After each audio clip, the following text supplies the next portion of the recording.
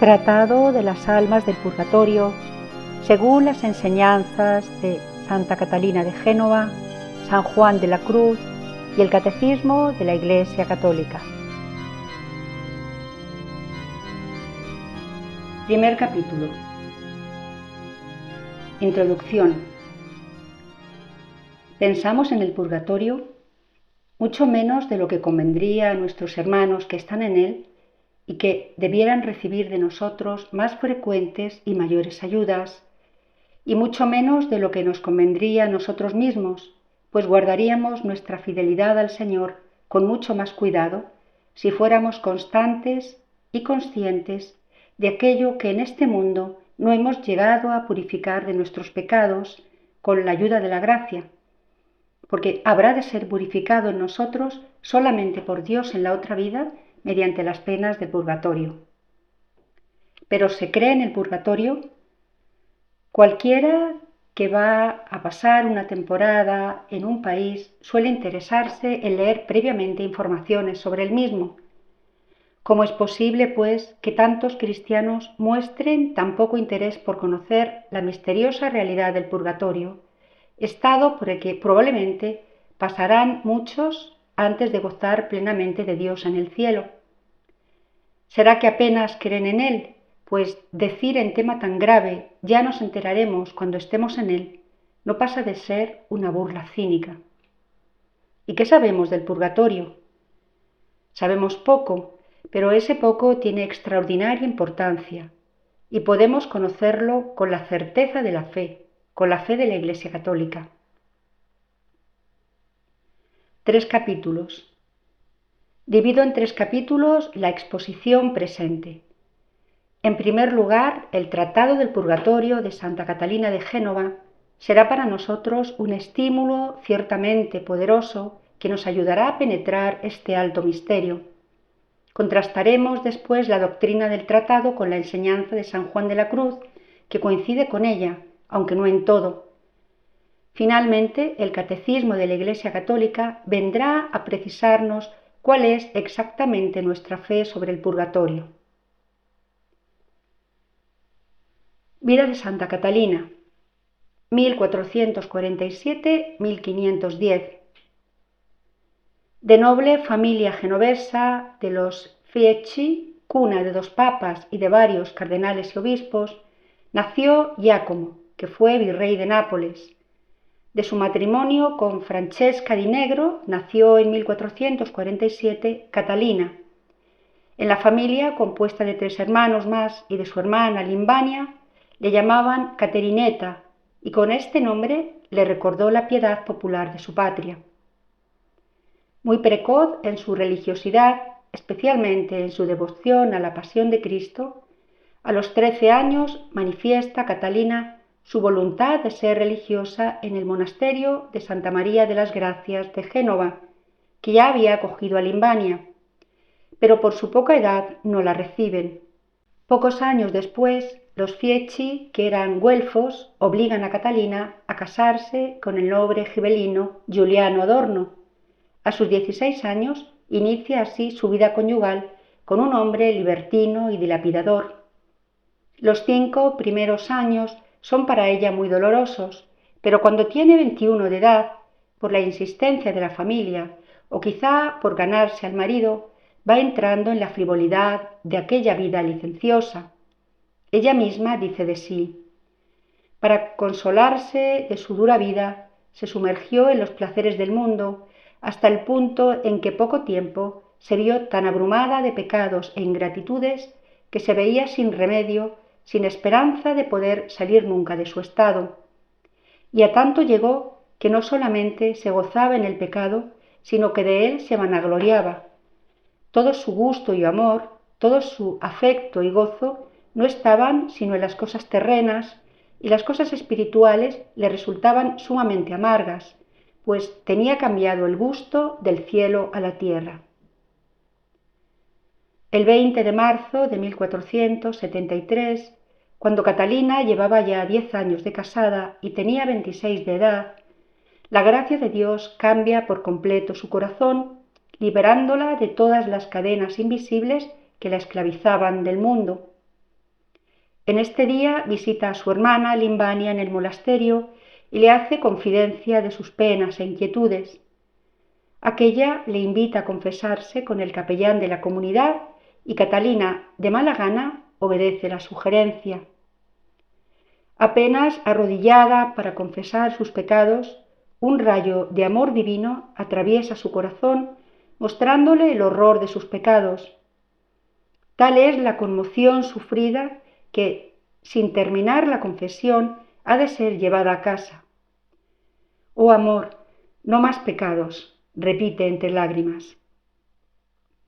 4 años de vida purgativa sufre Catalina haciendo penitencia de sus pecados con severísimas austeridades y largas oraciones, pero aún entonces, como cuenta su biógrafo, el Señor la consuela, sobre todo en la oración, como aquella ocasión en que se sintió atraída a inclinarse sobre el pecho de su amoroso Señor y alcanzó a ver un camino más suave que descubría innumerables secretos de un amor que, con frecuentes éxtasis, la consumaba toda.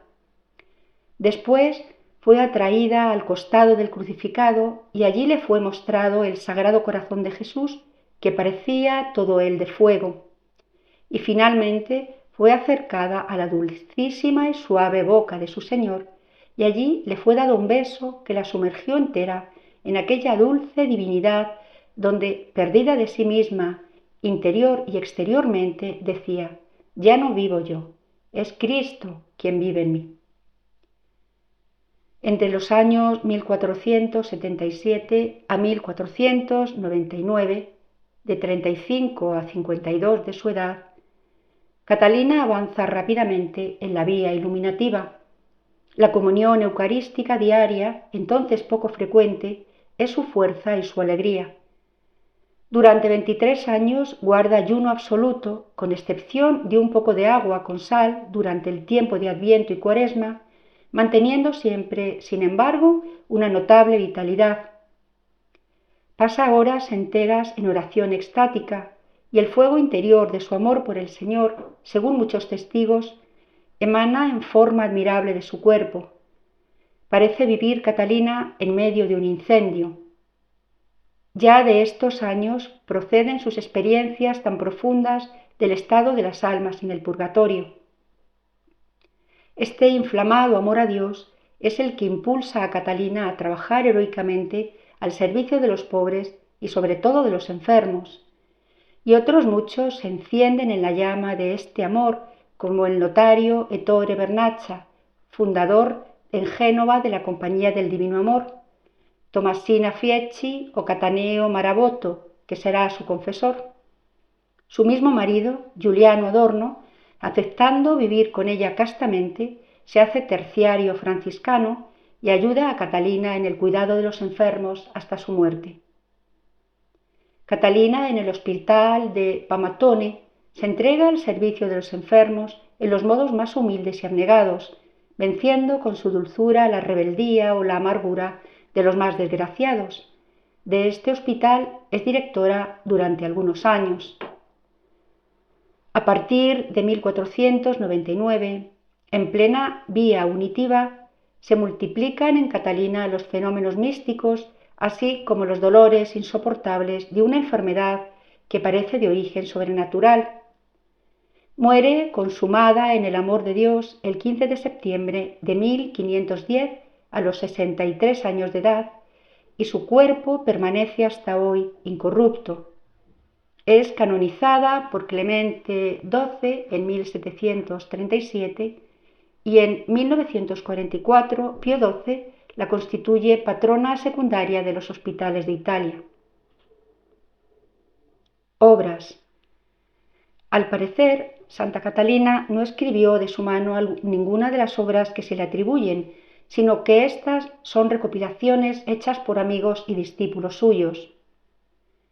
De los años 1520 al 25 parece datar el códice en el que Ettore Vernaccia, según se cree, escribe o recopila al menos los primeros escritos del Opus Cateriniano. En 1551, partiendo del códice y amplificando datos y recuerdos, se publica en Génova el libro della Vita Mirabile e Dottrina della Beata Caterinetta da Genova, nel quale si contiene una utile et cattolica dimostrazione e dichiarazione del purgatorio. Al parecer, en esta obra se unen tres escritos diferentes: Vita e Dottrina, que habría sido redactado por Cataneo Marabotto, recogiendo datos autobiográficos de Catalina, así como sus enseñanzas y actos. Diálogo tra anima, corpo, amor propio, espíritu, humanità e Dio, y el Tratado del Purgatorio, en la presentación de esta edición Princeps de la obra. Se dice que ha sido recopilada por devotos religiosos, concretamente por su confesor y un hijo suyo espiritual. En 1743, un devoto de la santa publicó en Padua una nueva edición en la que se revisa y actualiza el texto. El Tratado del Purgatorio. El redactor de la Vita termina su crónica diciendo que en Catalina se veía el cielo en una criatura celestial, cambiada en todo, perdida en Dios, y al mismo tiempo el purgatorio, un corazón consumido en el fuego del amor de Dios en un cuerpo martirizado. En efecto, la enseñanza de Santa Catalina sobre el purgatorio parte de una experiencia mística verdaderamente personal. Dios le hizo padecer y entender las penas de las almas que están en el purgatorio con una extraordinaria clarividencia. Culpa y pena. Una última observación antes de comenzar la lectura del Tratado del Purgatorio. Santa Catalina da en él por conocidos los conceptos de culpa y de penas y no los explica. Anticiparé pues yo aquí por mi cuenta una breve explicación que más abajo veremos también enseñada por el Catecismo de la Iglesia.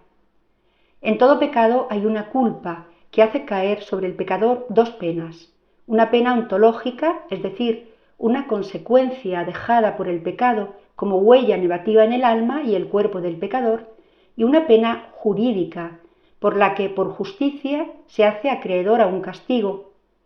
Los hombres, en efecto, al pecar contraemos muchas culpas y atraemos sobre nosotros muchas penas ontológicas, al mismo tiempo que nos hacemos merecedores de no pocas penas jurídicas, castigos que nos vendrán impuestos por Dios, por el confesor, por el prójimo o por nosotros mismos en la mortificación penitencial.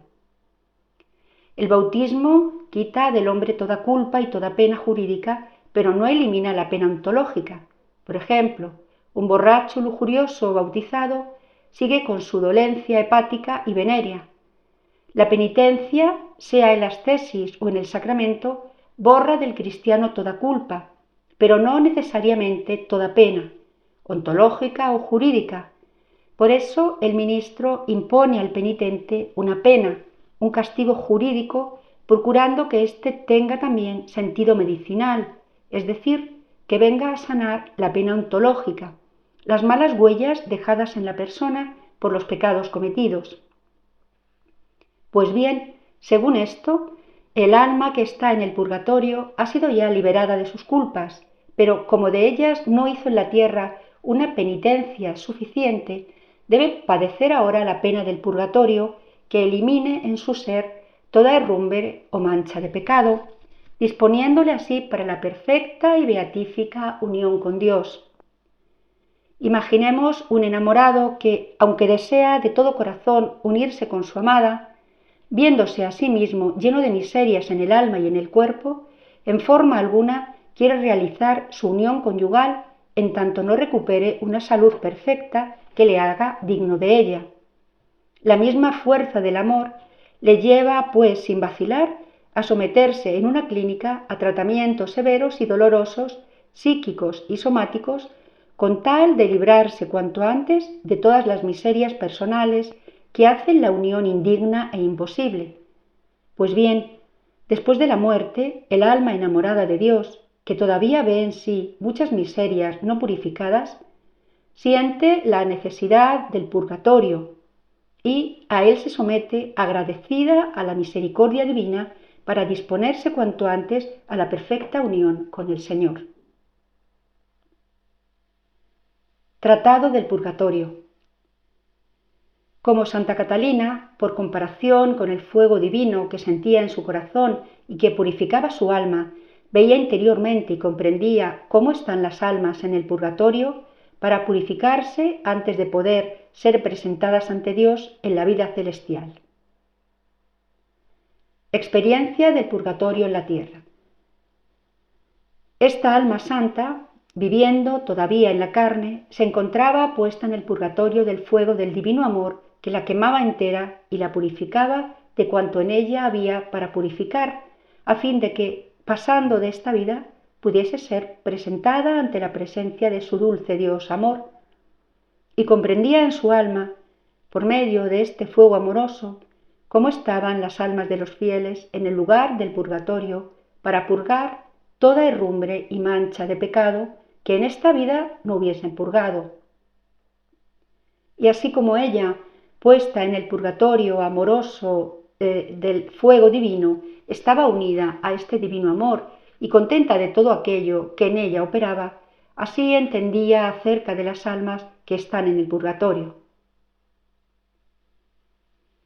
Almas ajenas a todo, absortas en el amor de Dios.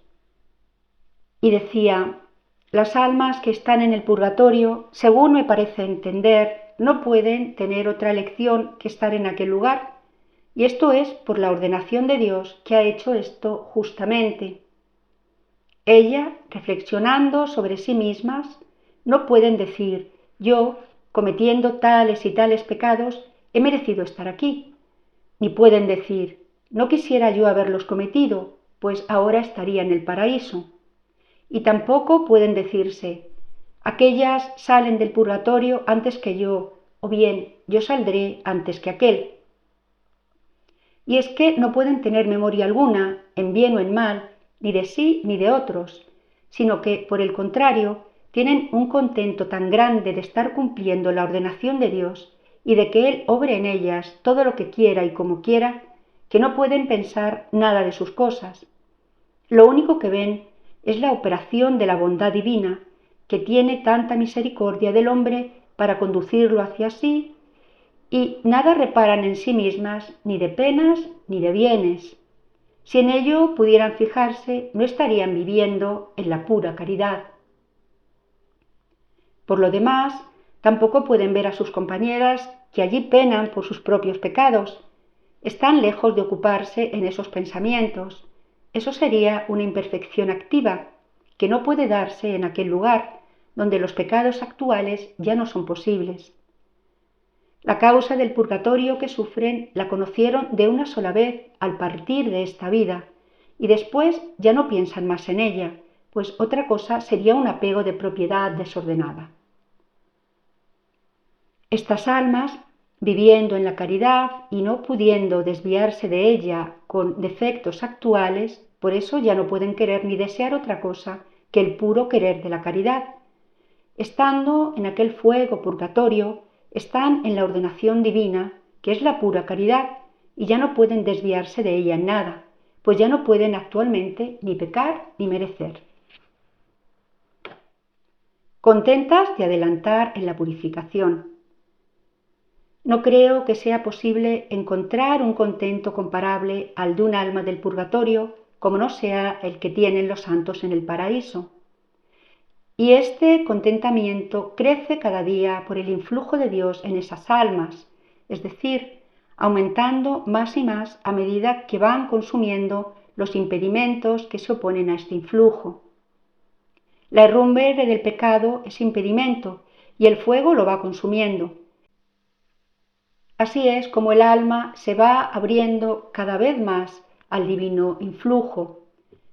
Si una cosa que está cubierta no puede corresponder a la reverberación del sol, no por defecto del sol, que continuamente ilumina, sino por la cobertura que se le opone. Eliminada la cobertura, queda la cosa descubierta al sol, y tanto más corresponderá la irradiación luminosa cuanto más se haya eliminado la cobertura. Pues así sucede con la herrumbre del pecado, que es como la cobertura de las almas. En el purgatorio se va consumiendo por el fuego y cuanto más se consuma, tanto más puede recibir la iluminación del sol verdadero, que es Dios. Y tanto crece el contento, cuanto más falta la herrumbre, y se descubre el alma al divino rayo.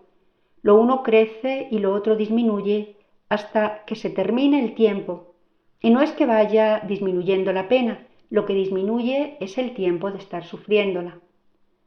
Y por lo que se refiere a la voluntad de esta alma, jamás ella podrá decir que aquellas penas son penas, hasta tal punto está conforme con la ordenación de Dios, con la cual esa voluntad se une en pura caridad. Son penas indecibles. A pesar de lo dicho, sufren estas almas unas penas tan extremas que no hay lengua capaz de expresarlas, ni entendimiento alguno las puede comprender mínimamente, a no ser que Dios lo mostrase por una gracia especial. Yo creo que a mí la gracia de Dios me lo ha mostrado, aunque después no sea yo capaz de expresarlo, y esta visión que me mostró el Señor nunca más se ha apartado de mi mente. Trataré de explicarlo como pueda, y me entenderán aquellos a quienes el Señor se lo dé a entender. Penas causadas por los pecados. El fundamento de todas las penas es el pecado, sea el original o los actuales. Dios ha creado el alma pura, simple, limpia de toda mancha de pecado, con un cierto instinto que le lleva a buscarle a Él en la felicidad. Pero el pecado original le aleja de esta inclinación y más aún cuando se le añaden los pecados actuales, y cuanto más se desvía así de Dios, se va haciendo más maligna y menos se le comunica a Dios. Son penas de amor. Toda la bondad que pueda haber en el hombre es por participación de Dios. Él se comunica a las criaturas irracionales según su voluntad y ordenación y nunca le falta. En cambio, al alma racional se le comunica más o menos según la haya purificada del impedimento del pecado. Por eso, cuando un alma se aproxima al estado de su primera creación pura y limpia, aquel instinto beatífico hacia Dios se le va descubriendo y se le acrecienta con tanto ímpetu y con tan vehemente fuego de caridad, el cual la impulsa hacia su último fin, que le parece algo imposible ser impedida. Y cuanto más contempla este fin, tanto más extrema le resulta la pena. Siendo esto así, como las almas del purgatorio no tienen culpa de pecado alguno, no existe entre ellas y Dios otro impedimento que la pena del pecado, la cual retarda aquel instinto y no le deja llegar a la perfección. Pues bien, viendo las almas con absoluta certeza cuánto importen hasta los más mínimos impedimentos y entendiendo que a causa de ellos necesariamente se ve retardado con toda justicia aquel impulso, de aquí les nace un fuego tan extremo que viene a ser semejante al del infierno, pero sin la culpa. Esto es, la culpa la que hace maligna la voluntad de los condenados al infierno, a los cuales Dios no se comunica con su bondad, y por eso ellos permanecen en aquella desesperada voluntad maligna, contrarios a la voluntad de Dios. Infierno. Aquí se ve claramente que la voluntad perversa enfrentada contra la voluntad de Dios es la que constituye la culpa y, perseverando esa mala voluntad, persevera la culpa. Los que están en el infierno han salido de esta vida con la mala voluntad y por eso su culpa no ha sido perdonada, ni puede ya serlo, pues una vez salidos de esta vida ya no pueden cambiarse su voluntad.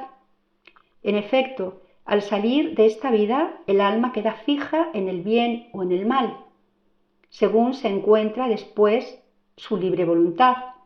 Está escrito, ubi te invenero, es decir, en la hora de la muerte, según haya voluntad de pecado o arrepentimiento del pecado, ibi te judicabo, donde te encuentre, allí te juzgaré. Este juicio es irrevocable, pues más allá de la muerte ya no hay posibilidad de cambiar la posición de la libertad que ha quedado fijada como se hallaba en el momento de la muerte. Los del infierno, habiendo sido hallados en el momento de la muerte con voluntad de pecado, tienen consigo infinitamente la culpa y también la pena. Y la pena que tienen no es tanta como merecerían, pero en todo caso es pena sin fin. Los del purgatorio, en cambio, tienen solo la pena, pero como están ya sin culpa, pues les fue cancelada por el arrepentimiento, tienen una pena finita y que con el paso del tiempo va disminuyendo, como ya he dicho. Oh miseria mayor que toda otra miseria, tanto mayor cuanto más ignorada por la humana ceguera. Penas moderadas por la misericordia de Dios. La pena de los condenados no es ya infinita en la cantidad, ya que la dulce bondad de Dios hace llegar el rayo de su misericordia hasta el infierno. Es cierto que el hombre, muerto en pecado mortal, merece pena infinita y padecerla en tiempo infinito. Pero la misericordia de Dios ha hecho que sólo sea infinito el tiempo de la pena y ha limitado la pena en la cantidad. Podría sin duda haberles aplicado una pena mayor que aquella que les ha dado. Oh, qué peligroso es el pecado hecho con malicia.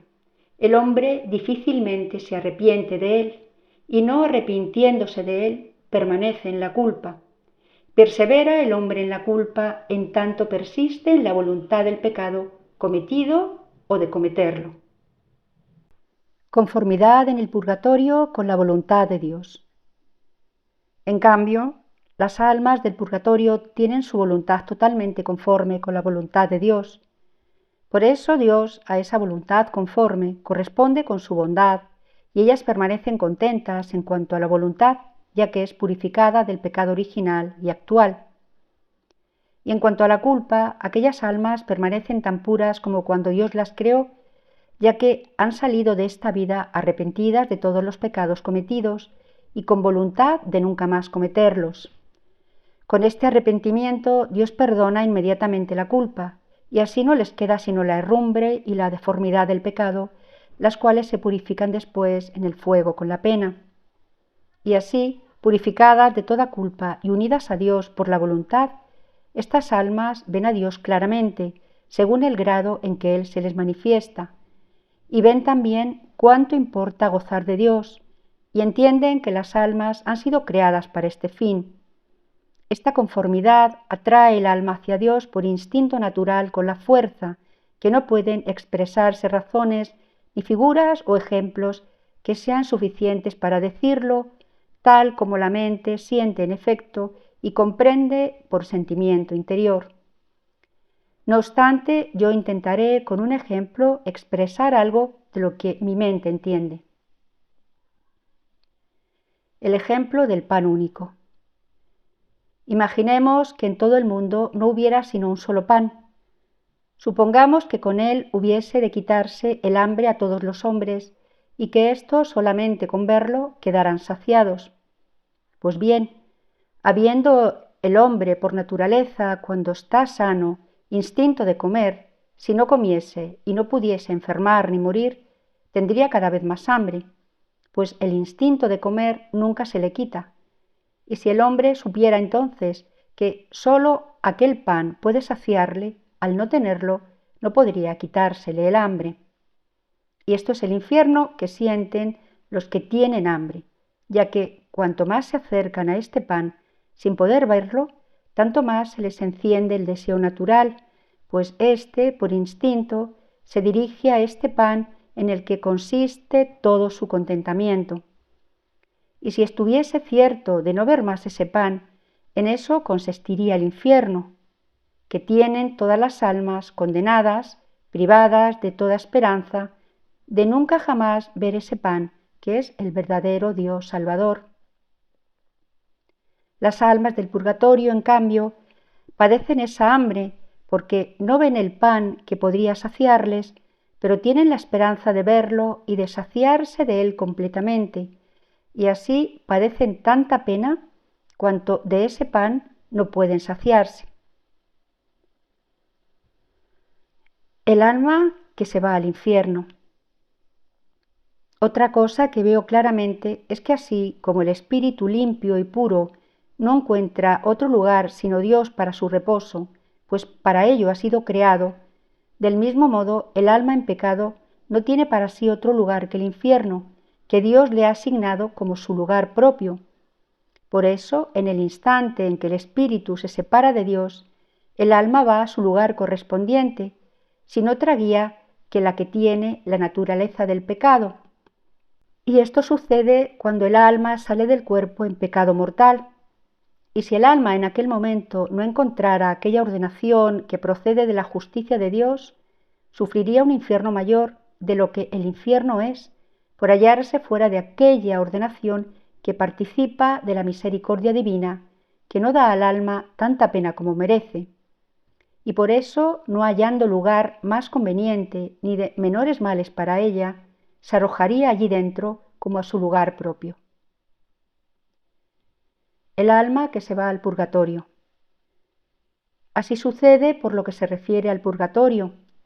El alma separada del cuerpo, cuando no se halla en aquella pureza en la que fue creada, viéndose con tal impedimento que no puede quitarse sino por medio del purgatorio, al punto se arroja en él y con toda voluntad.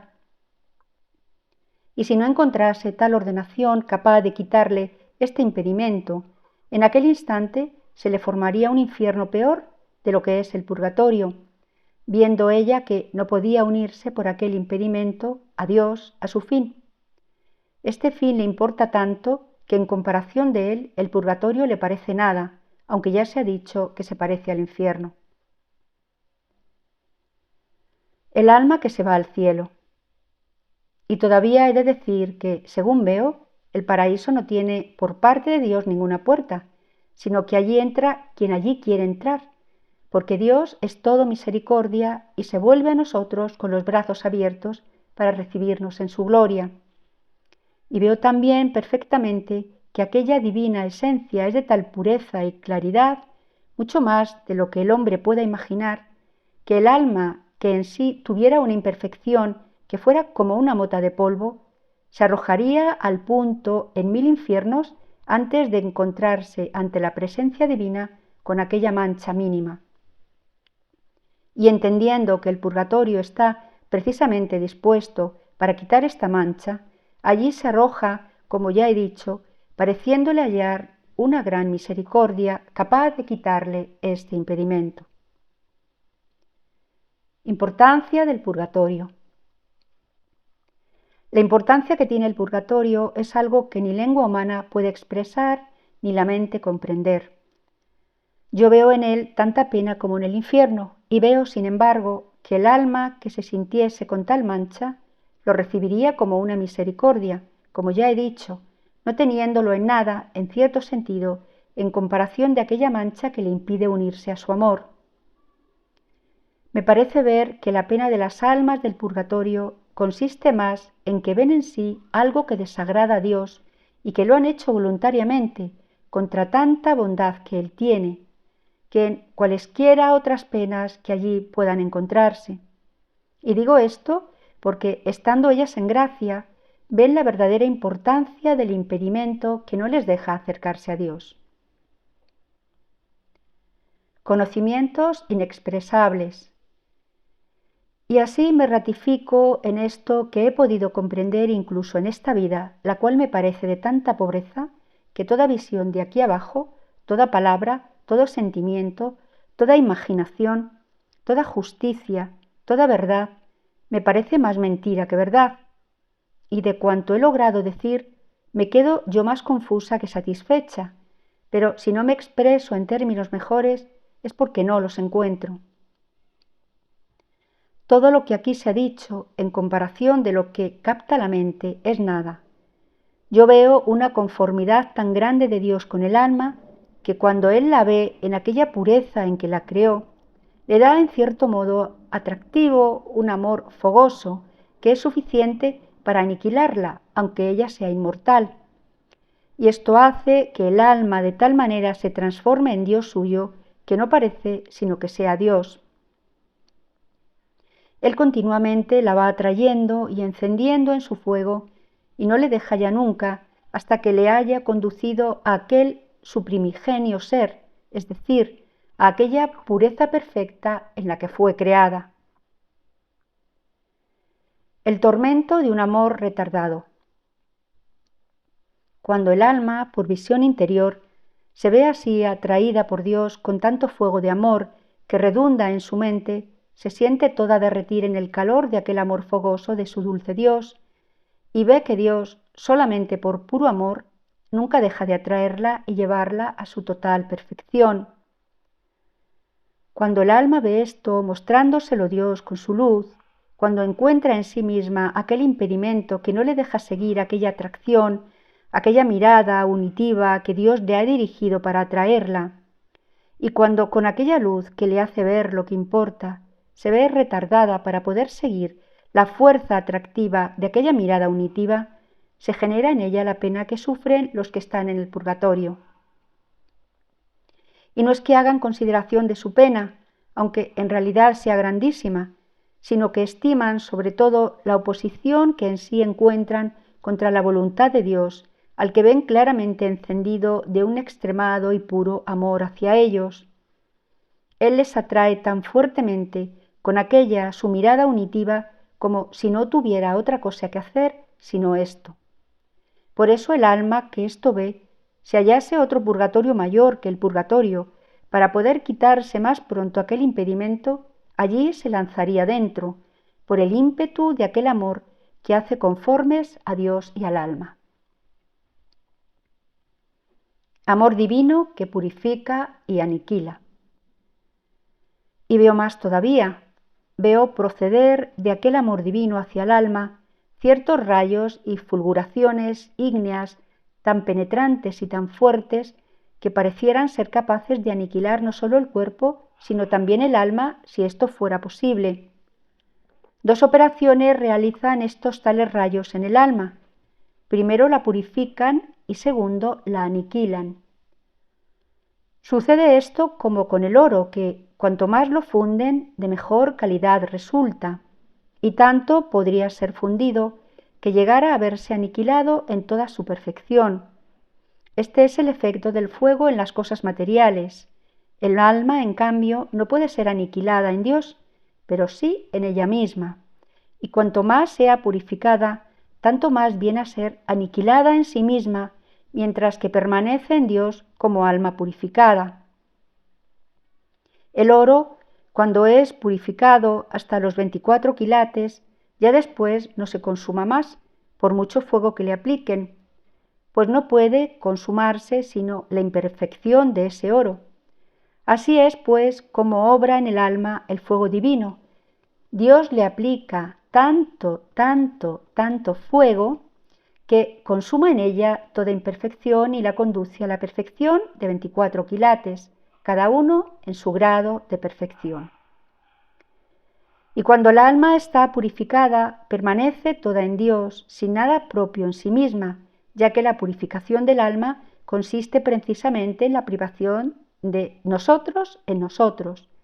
Nuestro ser está ya en Dios, el cual, cuando ha conducido a sí mismo al alma de este modo purificada, la deja ya impasible, pues no queda ya en ella nada por consumar.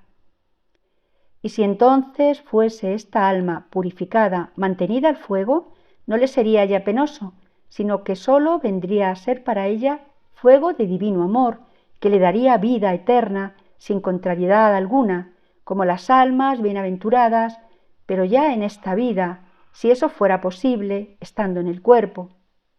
Aunque no creo que nunca Dios tenga en la tierra almas que estén así, como no sea para realizar alguna obra divina.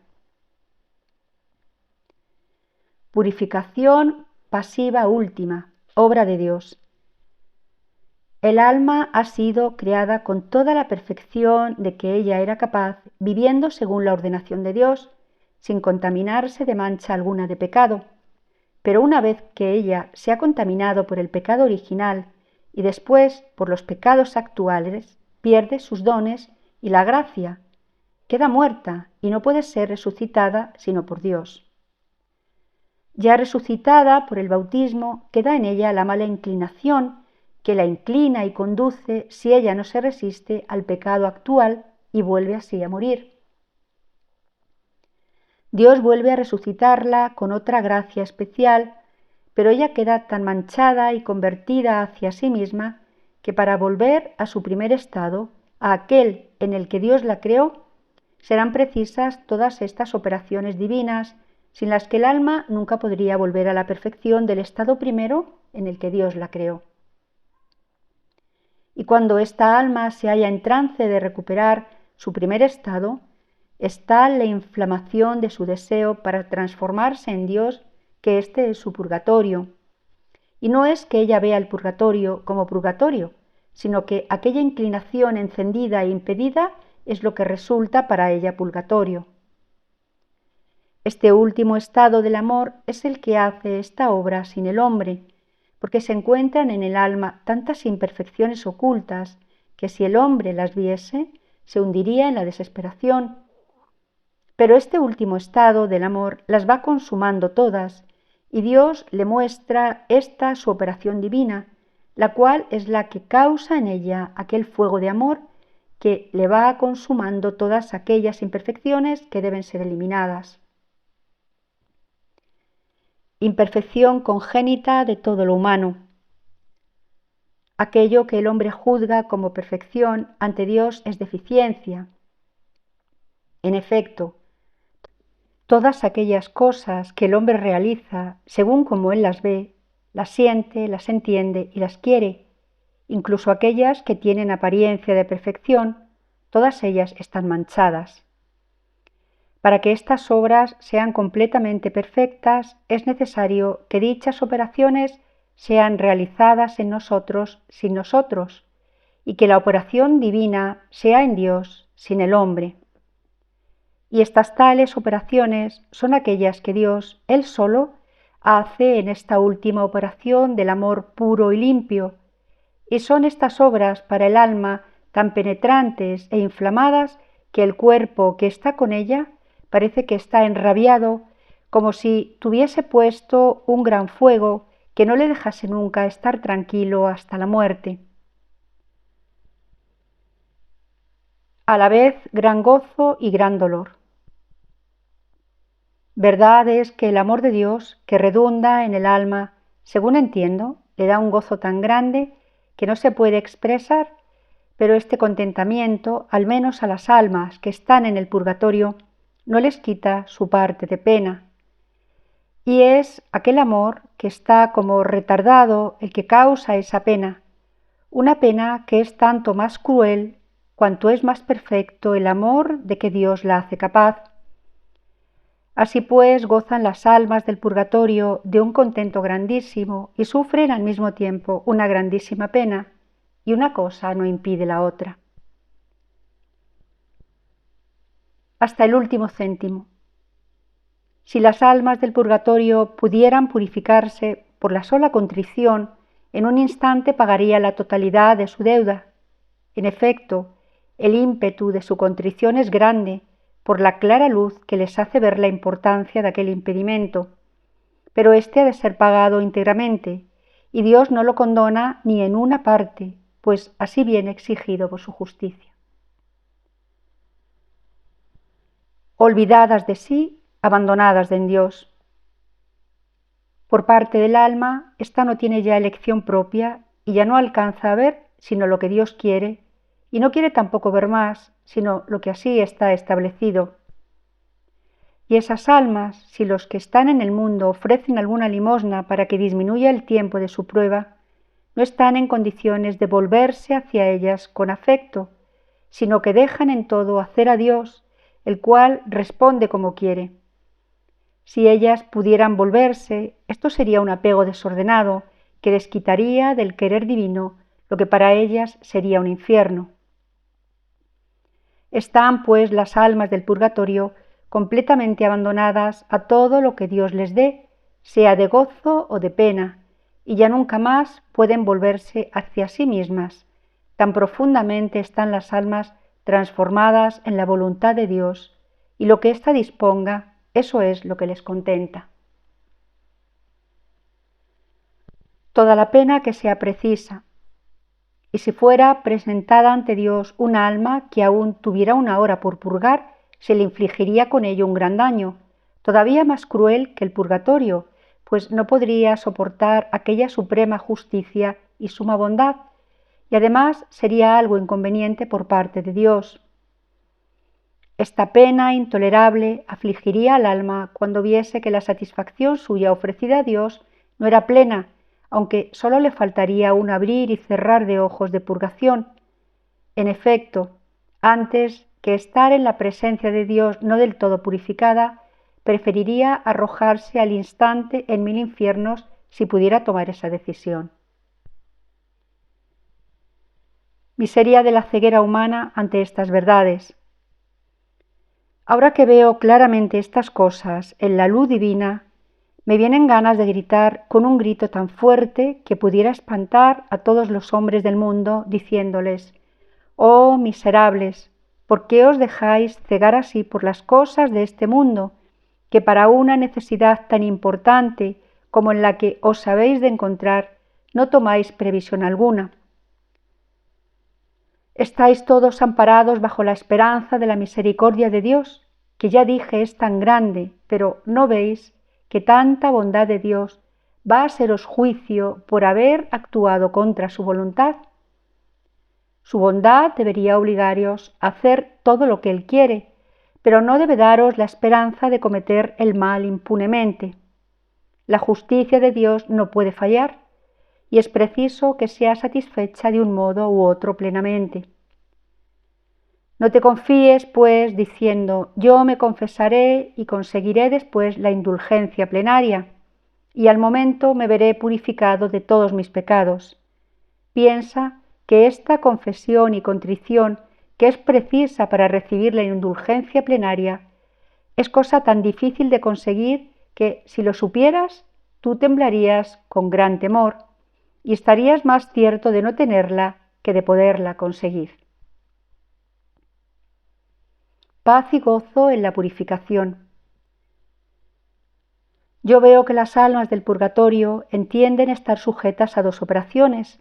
La primera es que padecen voluntariamente aquellas penas, conscientes de que Dios ha tenido con ellas mucha misericordia, teniendo en cuenta lo que merecían, siendo Dios quien es. Si su inmensa bondad no atemperase con la misericordia la justicia, que se satisface con la sangre de Jesucristo, un solo pecado hubiera merecido 1000 infiernos perpetuos. Y por eso padecen esa pena con tanta voluntad que no quisieran les fuera reducida ni en un gramo, tan convencidos de que la merecen justamente y de que está bien dispuesta. Así que, en cuanto a la voluntad, tanto se pueden quejar de Dios como si estuvieran en la vida eterna. La otra operación es la del gozo que experimentan al ver la ordenación de Dios, dispuesta con tanto amor y misericordia hacia las almas. Y estas dos visiones las imprime Dios en aquellas mentes en un instante. Ellas, como están en gracia, pueden entenderlas según su capacidad, y ello les da un gran contentamiento que no viene a faltarles nunca, sino que va acrecentándose a medida que se acercan a Dios. Y estas visiones no las tienen las almas en sí mismas ni por sus propias fuerzas, sino que las ven en Dios, en el cual tienen su atención mucho más fija que en las penas que están padeciendo y de las que no hacen mayor caso. Y la razón es que, por mínima que sea la visión que se tenga de Dios, ella excede a toda pena o gozo que el hombre pueda captar, y aunque exceda, no le quita, sin embargo, nada en absoluto de ese contentamiento. Yo vivo en la tierra del purgatorio. Esta forma purificativa que veo en las almas del purgatorio es la misma que estoy sintiendo yo en mi mente, sobre todo desde hace 2 años, y cada día la siento y cada vez más claramente. Veo que mi alma está en su cuerpo como en un purgatorio, de modo semejante al verdadero purgatorio, en la medida, sin embargo, en que el cuerpo lo pueda soportar sin morir, y esto siempre va creciendo hasta la muerte. Yo veo al espíritu abstraído de todas aquellas cosas, incluso de las espirituales, que le podrían dar alimento como seria alegría y consolación. Y es que ya no está en disposición de gustar alguna cosa espiritual, ni por voluntad, ni por inteligencia, ni por memoria, de modo que pueda decir, me da más contento esto que aquello otro. Ayuno en mi interior. Mi interior se encuentra de tal modo asediado que todas aquellas cosas que mantenían la vida espiritual y corporal le han sido quitadas poco a poco. Al serle quitadas, han conocido que no eran sino unas ayudas y al reconocerlas como tales, de tal modo las va menospreciando que todas ellas se van desvaneciendo sin que nada las retenga.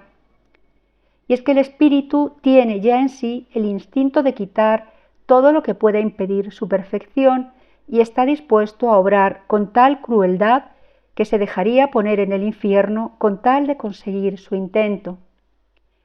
Y así va quitándole al hombre interior todas las cosas que podrían alimentarle y lo asedia tan sutilmente que no le deja pasar la más mínima imperfección sin que al punto sea descubierta y aborrecida. Y ese mismo asedio hace que mi espíritu tampoco pueda soportar que aquellas personas que me son próximas y que van al parecer hacia la perfección se sustenten en criatura alguna. Cuando los veo cebados en cosas que yo he menospreciado ya, no puedo sino apartarme para no verlo, y más aún cuando son personas especialmente próximas para mí. Ayuno en el exterior. El hombre exterior, por su parte, se ve tan desasistido por el espíritu que ya no encuentra cosas sobre la tierra que pueda recrearle según su instinto humano. Ya no le queda otra confortación que Dios, que va obrando todo esto por amor y con gran misericordia para satisfacer su justicia, y entender que esto es así le da una gran alegría y una gran paz. Sin embargo, no por esto sale de su prisión, ni tampoco lo intenta, hasta que Dios haga lo que sea necesario.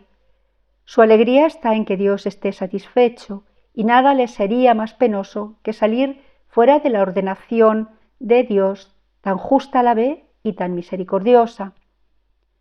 Todas estas cosas las veo y las toco, pero no sé encontrar las palabras convenientes para expresar lo que querría decir.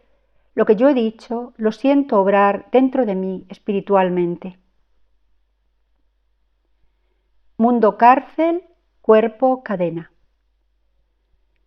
La prisión en la cual me parece estar es el mundo, y la cadena que a él me sujeta es el cuerpo, y el alma iluminada por la gracia es la que conoce la importancia de estar privado o al menos retardado por algún impedimento que no le permite conseguir su fin. Ella es tan delicada y recibe ciertamente tal dignidad de Dios por la gracia que viene a hacerse semejante y participante de Él, que le hace una cosa consigo por la participación de su bondad.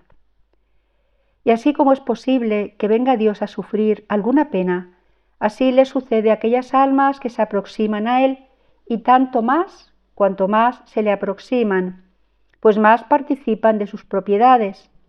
Ahora bien, el retardo que el alma sufre le causa una pena, y esta pena y retardo le hacen disconforme de aquella propiedad que ella tiene por naturaleza. Y no pudiendo gozar de ella, siendo de ella capaz, sufre una pena tan grande cuanto en ella es grande el conocimiento y el amor de Dios. Y cuanto está más sin pecado, más le conoce y estima, y el impedimento se hace más cruel, sobre todo porque el alma permanece toda ella recogida en Dios, y al no tener ningún impedimento externo, conoce sin error. La santa ordenación de Dios. Así como el hombre que se deja matar antes que ofender a Dios siente el morir y le da sufrimiento, pero la luz de Dios le da un celo seguro que le hace estimar el honor de Dios más que la muerte corporal, así el alma que conoce la ordenación de Dios tiene más en cuenta esta ordenación que todos los tormentos, por terribles que puedan ser, interiores o exteriores. Y esto es así porque Dios, por el que se hacen estas obras, excede a toda cosa que pueda imaginarse o sentirse.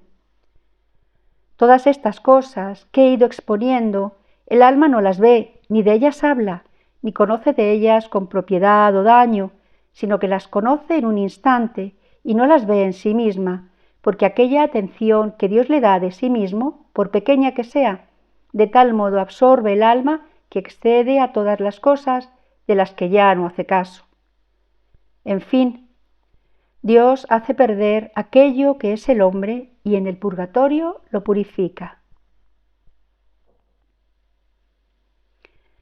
Síntesis de la doctrina de Santa Catalina. 1. En la muerte, al verse el alma separada del cuerpo, se arroja allí donde le corresponde estar, cielo, infierno o purgatorio. Concretamente, si todavía queda en ella algo que purificar, experimenta la necesidad del purgatorio, es decir, del purificatorio. 2. Al purgatorio va el alma que carece ya de culpa, pero que todavía no ha eliminado totalmente las huellas malas dejadas en su ser por el pecado. Estas, al no estar suficientemente borradas en esta vida por la penitencia, constituyen la pena temporal que debe ser purgada, pues son el impedimento que retarda, que hace aún imposible la unión con Dios en el cielo. 3.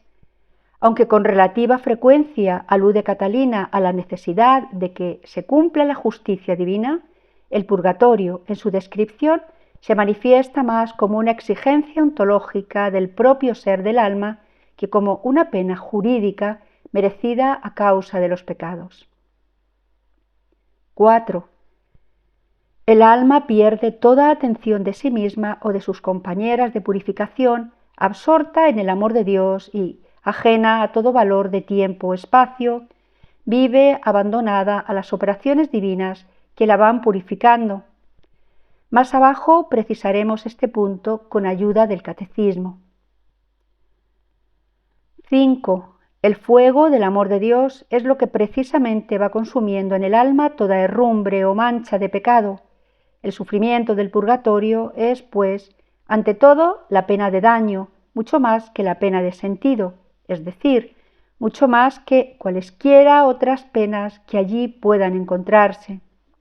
En efecto, lo más terrible para el alma es el desgarramiento interior producido por un amor que, a causa de esos impedimentos aún no del todo aniquilados, se ve retardado en el ansia de su perfecta posesión de Dios.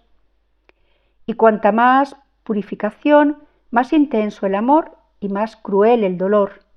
Amor y dolor parecen crecer así en el purgatorio en acelerada progresión.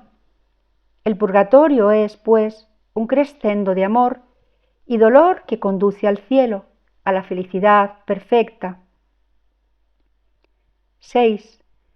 Hay en las almas del purgatorio un gozo inmenso, parecido al del cielo, y un dolor inmenso, semejante al del infierno, y el uno no quita el otro. Segundo capítulo. Purificación y purgatorio en San Juan de la Cruz. Busquemos ahora brevemente en San Juan de la Cruz posibles confirmaciones o aclaraciones de la doctrina de Santa Catalina, aunque el doctor carmelita no trató directamente del purgatorio. Sin embargo, como veremos, hizo sobre él algunas consideraciones breves de más alto interés. Purificación y plena unión con Dios. Pocos maestros espirituales cristianos han mostrado con tanta claridad como San Juan de la Cruz la necesidad de la purificación del hombre y los modos en que la gracia la produce, hasta hacer posible la perfecta unión amorosa con Dios. Es este el esquema fundamental que inspira todos sus escritos. Todas las afecciones desordenadas que tiene la persona en la criatura son delante de Dios puras tinieblas, de las cuales, estando el alma vestida, no tiene capacidad para ser ilustrada y poseída de la pura y sencilla luz de Dios, si primero, con la gracia de Cristo, no las desecha de sí. Por eso es una suma ignorancia del alma pensar que podrá pasar a este alto estado de unión con Dios si primero no vacía el apetito de todas las cosas naturales y sobrenaturales que le puedan impedir. En efecto, estas malas afecciones no solamente crean en el cuerpo deformidades e indisposiciones para la plena unión con Dios, sino también y más aún en el alma, pues son apetitos que cansan el alma y la atormentan y oscurecen y la ensucian y enflaquecen. ¿Cómo en tales condiciones de alma y cuerpo podrá el hombre ser deificado por Dios? Esta será la obra sanante y elevante de la gracia de Cristo que tan maravillosamente describe San Juan de la Cruz en sus noches oscuras, primero activas, después pasivas. Purificaciones activas. La gracia de Cristo en la ascética al modo humano va transformando la persona por el ejercicio de las virtudes, purificaciones activas. Las 3 virtudes teologales son las que, activadas por el Espíritu de Jesús, realizan esta maravilla con el concurso del hombre. Las cuales 3 virtudes todas hacen vacío en las potencias, la fe en el entendimiento, vacío y oscuridad de entender. La esperanza hace en la memoria vacío de toda posesión y la caridad vacío en la voluntad y desnudez de todo afecto y gozo de todo lo que no es Dios.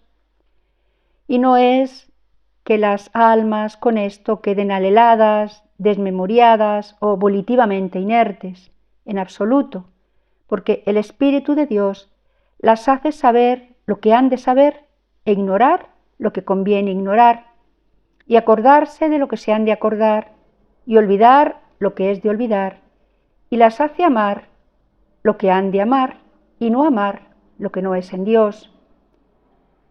Y así todos los primeros movimientos de las potencias de las tales almas son divinos, y no hay que maravillarse de que los movimientos y operaciones de estas potencias sean divinos, pues están transformadas en ser divino. Purificaciones pasivas. Esta transformación, sin embargo, no podrá darse plenamente hasta que el cristiano, llevado por el Espíritu, se adentre en la vida mística. En efecto, la gracia de Cristo en la mística, al modo divino, va deificando la persona por los dones del Espíritu Santo, purificaciones pasivas. Quedan todavía en los cristianos, también en los más adelantados, no pocas miserias. Como nos ha dicho Santa Catalina, hasta las obras de estos, que parecen más perfectas, todas ellas están manchadas, y para que estas obras sean completamente perfectas, es necesario que dichas operaciones sean realizadas en nosotros sin nosotros, y que la operación divina sea en Dios sin el hombre. Es la mística pasiva cuya necesidad encarece tan vivamente San Juan de la Cruz. Por más que el alma se ayude, no puede ella activamente, al modo humano, en ejercicio de virtudes, purificarse de manera que esté dispuesta en la menor parte para la divina unión de perfección de amor, si Dios no toma la mano y la purifica en aquel fuego oscuro para ella. Por más que el principiante en mortificar en sí ejercite todas estas sus acciones y pasiones, nunca del todo, ni con mucho, puede llegar a la unión hasta que Dios lo hace en él, habiéndose él pasivamente. Purificación perfecta en esta vida. La purificación activa y pasiva del hombre, obrada por la gracia de Cristo, puede producir en esta vida una plena deificación, de tal modo que lleve directamente tras la muerte al cielo. Es el caso de un San Juan de la Cruz, que poco antes de morir dice enseguida: «Estaré yo delante de Dios, nuestro Señor, diciendo maitines». Es la obra consumada, perfecta, de la gracia sanante y elevante, aquellos en los que se ha cumplido, esos pocos que son, por cuanto ya por el amor están purgadísimos, no entran en el purgatorio. Es esta, como hemos visto, la deificación plena obrada por Dios en el hombre ya en esta vida, la cual no es otra cosa sino alumbrarle el entendimiento con la lumbre sobrenatural, de manera que de entendimiento humano se haga divino, unido con el divino, y ni más ni menos informarle la voluntad y amor divino, de manera que no sea voluntad menos que divina, no amando menos que divinamente, hecha y unida en uno con la divina voluntad y amor, y la memoria ni más ni menos, y también las afecciones y apetitos todos mudados y vueltos según Dios divinamente. Y así esta alma será ya alma del cielo celestial y más divina que humana. Purgatorio. Pero ¿qué ocurre cuando esta purificación deificadora no se cumple plenamente en esta vida? Sucede que se consuma en la otra vida, en el purgatorio, donde solamente obra Dios en el hombre, habiéndose éste pasivamente bajo el fuego del amor divino que le sigue disponiendo para la plena unión transformadora del cielo. Coincidencias y diferencias entre Catalina y Juan. Así como Catalina, aunque está lejos de ser teóloga, intenta describir la purificación en la otra vida, San Juan de la Cruz trata solamente de la purificación en esta vida y únicamente trata del purgatorio en varios textos muy valiosos, pero breves y escritos al paso. La coincidencia fundamental entre ellos está en la continuidad que afirman entre purificación en esta vida y purgatorio en la otra. Señalo además algunos otros puntos de acuerdo o de diferencia. Coincidencias. Purificación pasiva. Fray Juan enseña que el hombre necesita para la plena unión con Dios de una última purificación pasiva, que es aquella en la que el alma no hace nada, sino que Dios la obra en ella, y ella sea como paciente. Catalina dice de modo semejante que obra Dios senza homo in noi senza noi. Esto que ocurre en la tierra sucede también en el purgatorio, si es necesario. El amor divino purifica. Según San Juan, la misma sabiduría amorosa de Dios que purga a los espíritus bienaventurados, ilustrándoles en el purgatorio, es la que aquí purga al alma y la ilumina. Es la misma doctrina de Catalina. Mientras hay imperfecciones, afirma Juan que en los que están en el purgatorio, el fuego no tendría en ellos poder, aunque se les aplicase, si ellos no tuviesen imperfecciones que padecer, que son la materia en que allí prende el fuego, la cual acabada no hay más que arder, como aquí, acabadas las imperfecciones, se acaba el penar del alma y queda el gozar. Catalina enseña lo mismo. Diferencias. Fuego material. San Juan de la Cruz enseña que esta oscura noche de fuego amoroso, así como a oscuras va purgando, así a oscuras va al alma inflamando. Y echaremos de ver también cómo, así como se purgan los espíritus en la otra vida con fuego tenebroso material, en esta vida se purgan y limpian con fuego amoroso espiritual tenebroso. Porque esta es la diferencia, que allá se limpian con fuego y acá se limpian e iluminan solo con amor. Catalina, sin embargo, no habla de fuego material en el purgatorio, aunque no parece que lo excluya. En todo caso, ella centra sin duda la purificación de la otra vida en el fuego del amor divino. Esperanza de la salvación.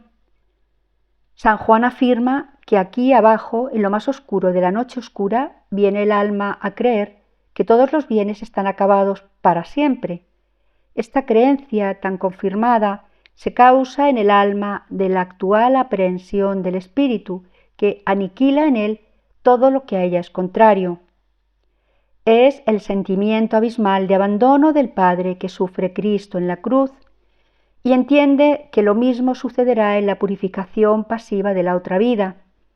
Esta es la causa porque los que yacen en el purgatorio padecen grandes dudas de que han de salir de allí jamás y de que se han de acabar sus penas. Como se ven privados de él, puestos en miserias, paréceles que tienen muy bien merecido en sí porque ser aborrecidos y desechados de Dios con mucha razón para siempre. Por el contrario, Santa Catalina estima que las almas del purgatorio tienen esperanza cierta y continua del cielo y ello les da un gran contentamiento que no viene a faltarles nunca. Un contento que solo es comparable al que tienen los santos en el paraíso. Entre Catalina y Juan, San Buenaventura había enseñado que las almas de los justos en el purgatorio son afligidas menos gravemente que en el infierno y más que en este mundo, si bien no tan gravemente que dejen de esperar un instante o igneren que no están en el infierno, aunque acaso por el rigor de las penas no adviertan esto algunas veces. En efecto, como los que así son purificados se mantienen en gracia, la cual ciertamente nunca jamás pueden perder, no cabe que sean devorados del todo por la tristeza, ni pueden ni quieren incurrir en desesperación, sabiendo además con toda certeza que su estado es distinto del estado en que se hallan quienes sin remedio penan atormentados en el infierno. Es posible que San Juan de la Cruz no quisiera decir más que esto. Revelaciones privadas y razones teológicas. Esta diferencia es importante. Fray Juan de la Cruz no trata expresamente del purgatorio, sino que alude a él solamente al paso, tratando de la purificación del hombre en esta vida, y lo hace siguiendo razones teológicas de conveniencia. Santa Catalina, por el contrario, trata expresamente del purgatorio y ajena completamente a teologías, lo hace ateniéndose a revelaciones privadas que afirma haber recibido del Señor. La purificación del purgatorio, dice, es la misma que estoy sintiendo yo en mi mente, sobre todo desde hace 2 años, y cada día la siento, y cada vez más claramente. Veo que mi alma está en su cuerpo como en un purgatorio, de modo semejante al verdadero purgatorio. Y esto, a su juicio, no se trata de una ilusión. Yo creo que a mí la gracia de Dios me lo ha mostrado, aunque después no sea yo capaz de expresarlo, dice Catalina. Las almas del purgatorio interceden por nosotros. En nuestro intento de precisar la doctrina de Santa Catalina sobre el purgatorio, conviene que recordemos también que, a diferencia de lo que ella enseña, es sentencia común entre los teólogos que los fieles difuntos pueden en el purgatorio interceder por nosotros ante Dios, pues están muy ardientes en la caridad y pueden conocer, quizás solo de modo general, nuestras necesidades. El mismo Catecismo de la Iglesia Católica enseña que nuestras oraciones por las almas del purgatorio pueden no solo ayudarles, sino hacer eficaz su intercesión en nuestro favor. En la comunión de los santos existe entre los fieles, tanto entre quienes ya son buenaventurados, como entre los que expían en el purgatorio o los que peregrinan todavía en la tierra, un constante vínculo de amor y un abundante intercambio de todos los bienes. San Francisco de Sales y el Tratado del Purgatorio. El Tratado del Purgatorio ha tenido siempre muchos admiradores. En una de las etapas del proceso de canonización de Catalina, bajo el pontificado de Inocencio X, sus escritos son revisados y aprobados por la Sagrada Congregación de Ritos. El consultor que presenta el informe, aun reconociendo que en sus páginas se encuentran algunas cosas oscuras, declara finalmente que su doctrina espiritual, habiéndole sido evidentemente dictada por el Espíritu Santo, bastaría en defecto de otras pruebas para establecer incontestablemente su santidad. Uno de los mayores admiradores del Tratado del Purgatorio ha sido sin duda el doctor de la Iglesia San Francisco de Sales, que hubo de mantener con protestantes, precisamente acerca del purgatorio, no pocas controversias. Monseñor Juan Pedro Camus, amigo íntimo del santo y consagrado por este obispo de Bely, en su obra publicada en París en 1639, refiere lo siguiente: reprendía a los predicadores católicos que, al hablar del purgatorio, sólo lo presentaban al pueblo por el lado de los tormentos y de las penas que en él sufren las almas, sin hablar de su perfecto amor a Dios y, por consiguiente, del firme contento de que están colmadas a causa de su completa unión con la voluntad de Dios, unión tal y tan invariable que no les es posible sentir el menor movimiento de impaciencia ni de enojo, ni querer otra cosa que ser lo que son, mientras así plazca a Dios, aunque sea hasta la consumación de los siglos. Acerca del particular, aconsejaba mucho la lectura del admirable y casi seráfico Tratado del Purgatorio, escrito por inspiración divina por Santa Catalina en Génova. Tercer capítulo. Catecismo de la Iglesia Católica. Vamos finalmente a buscar en el Catecismo de la Iglesia Católica lo que ella quiere que todos los fieles creamos y vivamos acerca del purgatorio, los tres estados de la Iglesia. Cada hombre, después de morir, recibe en su alma inmortal su retribución eterna en un juicio particular que refiere su vida a Cristo, bien a través de una purificación, bien para entrar inmediatamente en la bienaventuranza del cielo, bien para condenarse inmediatamente para siempre.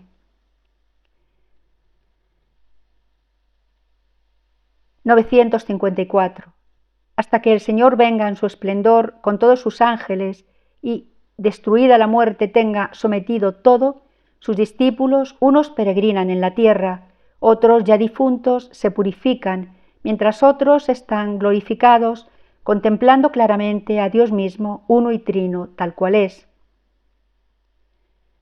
Todos, sin embargo, aunque en grado y modo diversos, participan en el mismo amor a Dios y al prójimo, y cantamos el mismo himno de alabanza a nuestro Dios. En efecto, todos los de Cristo que tienen su espíritu forman una misma Iglesia y están unidos entre sí. 955. La unión de los miembros de la Iglesia peregrina con los hermanos que se durmieron en la paz de Cristo de ninguna manera se interrumpe, más aún, según la constante fe de la Iglesia, se refuerza con la comunicación de los bienes espirituales. El purgatorio. 1030. Los que mueren en la gracia y en la amistad de Dios, pero imperfectamente purificados, aunque están seguros de su eterna salvación, sufren después de la muerte una purificación a fin de obtener la santidad necesaria para entrar en la alegría del cielo. 1031. La Iglesia llama purgatorio a esta purificación final de los elegidos, que es completamente distinta del castigo de los condenados. La Iglesia ha formulado la doctrina de la fe relativa al purgatorio, sobre todo en los concilios de Florencia, en 1439, y de Trento, en 1563, la tradición de la Iglesia haciendo referencias a ciertos textos de la Escritura, por ejemplo, en Corintios 1 y en Pedro, habla de un fuego purificador, diciendo lo siguiente: respecto a ciertas faltas ligeras, es necesario creer que antes del juicio existe un fuego purificador, según lo que afirma aquel que es la verdad, al decir que si alguno ha pronunciado una blasfemia contra el Espíritu Santo, esto no le será perdonado en este siglo ni en el futuro. En esta frase podemos entender que algunas faltas pueden ser perdonadas en este siglo, pero otras en el siglo futuro. San Gregorio Magno. Ayudas a las almas del purgatorio, diversos modos de ayudarles. 1032. Esta enseñanza se apoya también en la práctica de la oración por los difuntos de la que ya habla la Escritura. Por eso mandó Judas Macabeo hacer este sacrificio expiatorio en favor de los muertos, para que quedaran liberados del pecado. Desde los primeros tiempos, la Iglesia ha honrado la memoria de los difuntos y ha ofrecido sufragios en su favor, en particular el sacrificio eucarístico, para que, una vez purificados, pueda llegar a la visión beatífica de Dios. La Iglesia recomienda las limosnas, las indulgencias y las obras de penitencia en favor de los difuntos. Llevémosles socorros y hagamos su conmemoración. Si los hijos de Job fueron purificados por el sacrificio de su padre, ¿por qué habríamos de dudar de que nuestras ofrendas por los muertos les lleven un cierto consuelo? No dudemos, pues, en socorrer a los que han partido y en ofrecer nuestras plegarias por ellos. San Juan Crisóstomo. Oraciones. La Iglesia peregrina, perfectamente consciente de esta comunión de todo el cuerpo místico de Jesucristo desde los primeros tiempos del cristianismo, honró con gran piedad el recuerdo de los difuntos y también ofreció por ellos oraciones, pues es una idea santa y provechosa orar por los difuntos para que se vean libres de sus pecados. Nuestra oración por ellos puede no solamente ayudarles, sino también hacer eficaz su intercesión en nuestro favor. Sacrificio eucarístico. 1371 del Catecismo. El sacrificio eucarístico es también ofrecido por los fieles difuntos que han muerto en Cristo y que todavía no están plenamente purificados, para que puedan entrar en la luz y la paz de Cristo. Enterrad este cuerpo en cualquier parte, no os preocupe más su cuidado. Solamente os ruego que, donde quiera que os hallareis, os acordéis de mí ante el altar del Señor. Santa Mónica antes de morir a San Agustín y a su hermano. A continuación oramos en la anáfora eucarística por los santos padres y obispos difuntos, y en general por todos los que han muerto antes que nosotros, creyendo que será de gran provecho para las almas, en favor de las cuales es ofrecida la súplica, mientras se halla presente la santa y adorable víctima. Presentando a Dios nuestras súplicas por los que han muerto, aunque fuesen pecadores, presentamos a Cristo inmolado por nuestros pecados, haciendo propicio para ellos y para nosotros al Dios amigo de los hombres. San Cirilo de Jerusalén. Indulgencias. 1471 del Catecismo. La indulgencia es la remisión ante Dios de la pena temporal por los pecados ya perdonados en cuanto a la culpa que un fiel, dispuesto y cumpliendo determinadas condiciones, consigue por mediación de la Iglesia, la cual, como administradora de la redención, distribuye y aplica con autoridad el tesoro de las satisfacciones de Cristo y de los santos. La indulgencia es parcial o plenaria, según libere de la pena temporal debida por los pecados, en parte o totalmente. Todo fiel puede lucrar para sí mismo o aplicar por los difuntos a manera de sufragio las indulgencias tanto parciales como plenarias. Código del Derecho Canónico. Para entender esta doctrina y esta práctica de la Iglesia es preciso recordar que el pecado tiene una doble consecuencia. El pecado grave nos priva de la comunión con Dios y por ello nos hace incapaces de la vida eterna, cuya privación se llama pena eterna del pecado. Por otra parte, todo pecado, incluso el venial, entraña un apego desordenado a las criaturas que tienen necesidad de purificación, sea aquí abajo, sea después de la muerte, en el estado que se llama purgatorio. Esta purificación libera de lo que se llama la pena temporal del pecado. Estas dos venas no deben ser concebidas como una especie de venganza infligida por Dios desde el exterior, sino como algo que brota de la naturaleza misma del pecado. Una conversión que procede de una ferviente caridad puede llegar a la total purificación del pecador, de modo que no subsistirá ninguna pena. Del Concilio de Trento. El perdón del pecado y la restauración de la comunión con Dios entrañan la remisión de las penas eternas del pecado, pero las penas temporales del pecado permanecen.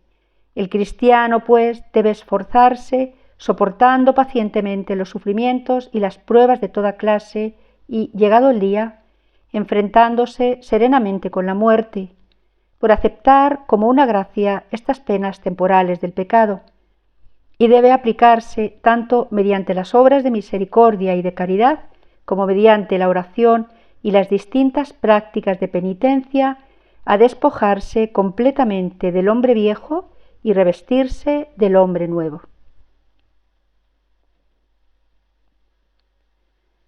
La comunión de los santos. 1474 del Catecismo de la Iglesia Católica. El cristiano que quiere purificarse de su pecado y santificarse con la ayuda de la gracia de Dios no se encuentra solo. La vida de cada uno de los hijos de Dios está ligada de una manera admirable en Cristo y por Cristo con la vida de todos los otros hermanos cristianos, en la unidad sobrenatural del cuerpo místico de Cristo como en una persona mística.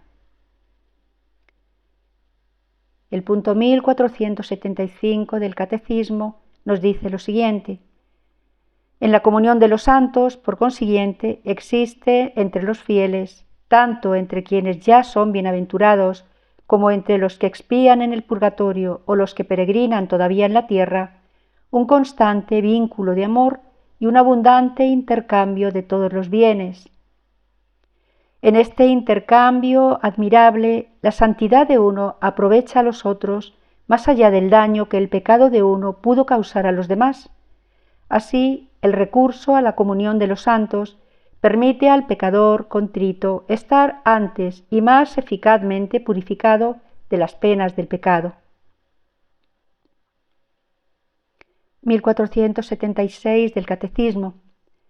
Estos bienes espirituales de la comunión de los santos los llamamos también el tesoro de la Iglesia, que no es suma de bienes como lo son las riquezas materiales acumuladas en el transcurso de los siglos, sino que es el valor infinito e inagotable que tienen ante Dios las expiaciones y los méritos de Cristo nuestro Señor, ofrecidos para que la humanidad quedara libre del pecado y llegase a la comunión con el Padre. Solo en Cristo Redentor nuestro se encuentran en abundancia las satisfacciones y los méritos de su redención.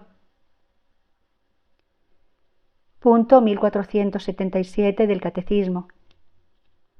Pertenecen igualmente a este tesoro el precio verdaderamente inmerso, inconmensurable y siempre nuevo que tienen ante Dios y las oraciones y las buenas obras de la bienaventurada Virgen María y de todos los santos que se santificaron por la gracia de Cristo, siguiendo sus pasos, y realizaron una obra agradable al Padre, de manera que, trabajando en su propia salvación, cooperaron igualmente a la salvación de sus hermanos en la unidad del cuerpo místico.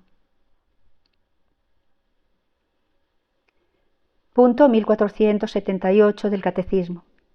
Las indulgencias se obtienen por la Iglesia, que en virtud del poder de atar y desatar que le fue concedido por Cristo Jesús, interviene en favor de un cristiano y le abre el tesoro de los méritos de Cristo y de los santos para obtener del Padre la misericordia, la remisión de las penas temporales debidas por los pecados. Por eso, la Iglesia no quiere solamente acudir en ayuda de este cristiano, sino también impulsarlo a hacer obras de caridad, de penitencia. 1479 del Catecismo. Puesto que los fieles difuntos, en vía de purificación, son también miembros de la misma comunión de los santos, podemos ayudarles, entre otras formas, obteniendo para ellos indulgencias de manera que se vean libres de las penas temporales debidas por sus pecados. Esta es la fe de la Iglesia sobre el purgatorio.